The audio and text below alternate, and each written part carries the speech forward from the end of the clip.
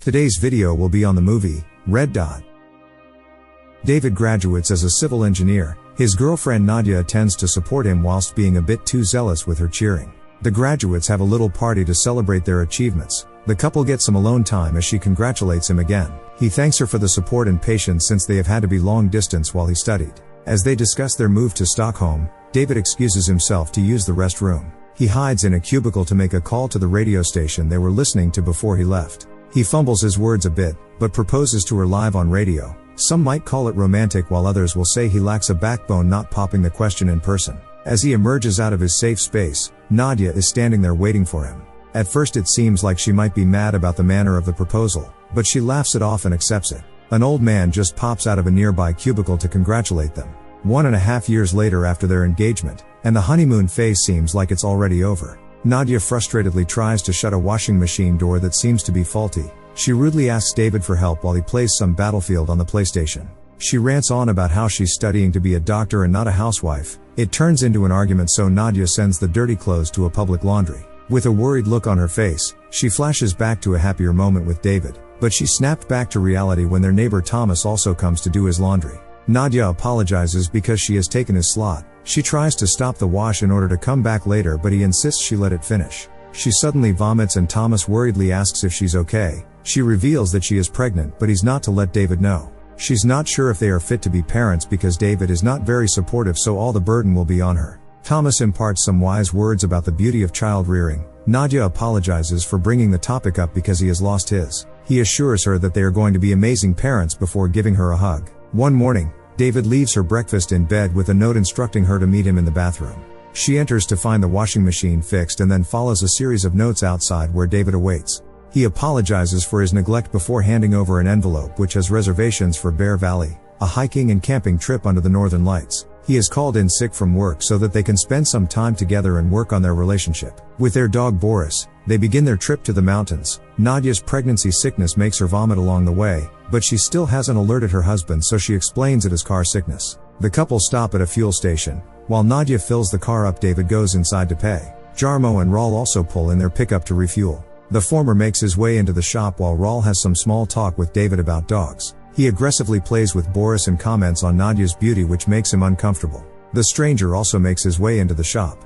Meanwhile, Boris pulls David towards their car where he spots a decapitated reindeer's head along with a rifle in the back. He quickly gets into his car where he alerts his wife on what he just saw. As the couple leave, they crash into the pickup. Nadja suggests they alert them, but David disagrees, stating the guys will not notice before driving off. Later that night, they arrive at the Bear Valley Inn, but they get a hostile reception from Mona. She storms off to the back of the bar to their confusion. Einar comes out and apologizes on her behalf, explaining she doesn't take kindly to strangers, so it's nothing personal. He jokes around with them while briefing them on the trail. David is on edge when he sees the guys from the fuel station sitting around. They give them some looks but don't act on it. The couple stay at the inn for the night. The following morning, they notice that their car has been vandalized and immediately attribute it to Jarmo and Raul. Nadja complains that they should have alerted them back at the gas station. She notices their truck packed outside, so decides to scratch it with a screwdriver. Rollo comes out at the right time, or the wrong time depending on how you see it. Nevertheless, Nadja is caught in her act. He releases his dog to attack Nadja, but she manages to make it back into the car just in time. David speeds off while she laughs, filled with adrenaline. Pretty high-risk behavior for someone who's preggo. They arrive at the start of the trail, and set off into the wilderness with Boris. The couple ski their way through, enjoying the breathtaking views as they start to reconnect. Nadja gets exhausted later on, so they decide to set up camp. The couple have a fun time setting up the tent as David claims to have memorized the instructions. That night, luck is on their side because the Northern Lights are out. The place is quiet, so David starts to howl like a wolf, but his wife is not really amused. He tries to have a moment with her, but she interrupts him and finally lets him know that she's pregnant. David is shocked but happy about the news. Nadja puts a bit of a downer on his joy by asking if they should really be keeping it. She interrupts him again when she notices a red dot from a laser in their tent. Boris starts to also get agitated. Nadja calls out to the unknown person doing it but gets no response, so she decides to go outside to confront the person. David joins her as she calls out again. After a moment of silence, the dot appears once more, but this time it moves to Nadja's back when she turns around. Her husband moves her out the way, but it migrates to him when he starts shouting more aggressively. It continues to jump between the two as they get more agitated. David even pushes Nadja out the way when it starts to point at her stomach. The couple decide to quickly pack their things to move when the dot appears in their tent once again. Boris runs off into the darkness agitated when they all hear a man whistling. Shortly after, a gunshot can be heard from the distance. They fear for the worst, but they don't get a chance to comprehend when another gunshot rips through their tent, shattering their light. Now in complete darkness, the couple leave their belongings and begin to run for their lives as the gunshots keep coming. Things get a whole lot worse when flares light up the night sky, leaving them completely exposed. Engine revving can be heard approaching them with more shots, but they manage to get to a nearby wooded area where they take cover. David can hear the engines from 2 vehicles, so he assumes that must be their number. Nadja concludes that it must be the 2 guys from earlier back to take their revenge. They hear Boris bark, so Nadja tries to go to his location, but David holds her back. The dog can be heard whining. The couple are forced to move once again when the engine revs start to get closer. They find some shelter in an empty barn where they hunker down for the night. By the following morning, the intense cold has almost frozen them. Nadja suggests they go straight to their car, but David proposes they go back to their tent where they can get their things and call the police.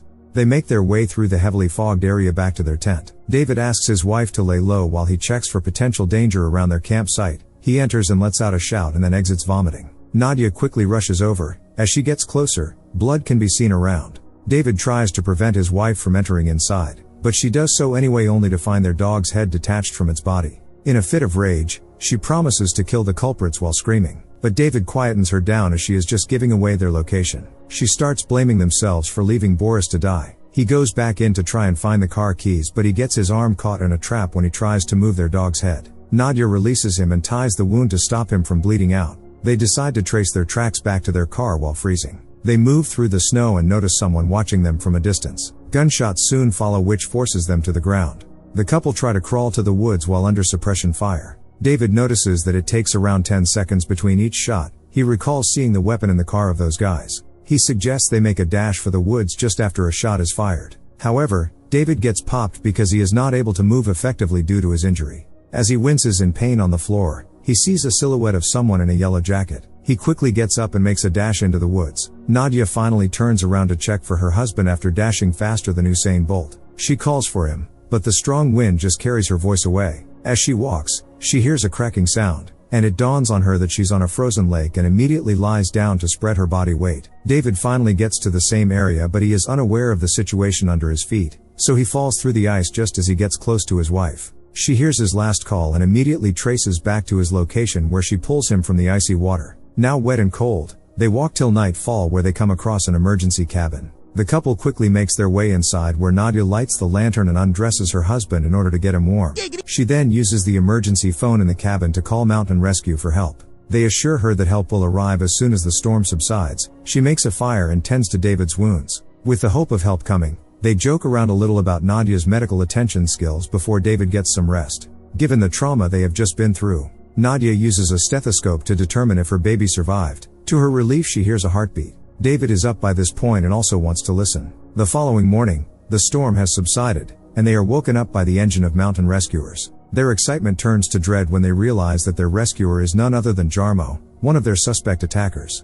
They escape through the back window, making their way into the woods. As he approaches the door, David stumbles all over the place while Nadja spots some cover and drags her husband to hide inside. Jarmo follows while calling to them. He reaches their location, and at the same time the couple realize that they are hiding inside a bear's hibernation chamber. The rescuer notices them, but Nadja shoots a flare which causes him to fire as he falls. They quickly evacuate from the chamber in fear that the loud sound has woken the bear. Jarmo's coat also begins to burn as he tries to put it out. The couple march on to find safety while David's condition worsens. He begins to hear screams and starts to see a boy in a yellow jacket. At this point, Nadja has also spotted a house, but before they proceed, David states that this whole event is a sign that they shouldn't have the baby because they don't deserve it. His wife calms him down, alerting him that they will do the right thing by going to the police when they get out of this mess. Nadja walks ahead a little when she spots a snowmobile. Raul startles her when he emerges from behind. She falls to the floor as he asks what happened. David assumes him to be a danger and kills Raul by knocking a rock over his head.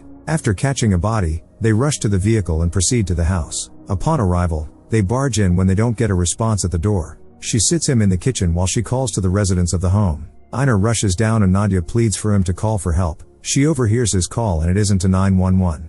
It seems like he's rather alerting someone of their location. Realizing that he might be liaising with their attackers, Nadja tries to leave with her husband, but Einar chases them down with a knife. They escape into a room and are shocked to see pictures of themselves doing various activities on the wall. It all becomes clear what is going on when they find pictures of a young boy. Thomas enters the room with a rifle as he monologues about his dead son. He asks them to explain themselves. Things flash back to the day David proposed to Nadja. High on the good news, his wife-to-be tries to seduce him while he's driving. This causes David to lose concentration, hitting a child. Nadja rushes to check, but he's already dead. She returns to tell David, but he keeps driving to her confusion. They don't alert the police and carry on living their lives but with guilt. We see the same event from Thomas's perspective. He was using a drone to play with his child. His son follows it through the woods, but he's too busy looking at it to realize that he's on the road now and that a car is approaching. Thomas watches in horror as they hit his son and leave without reporting the accident. He later reviews the footage from his drone which captured the car's license plate. With a quick search, he found the couple and surveyed them while they lived like nothing happened.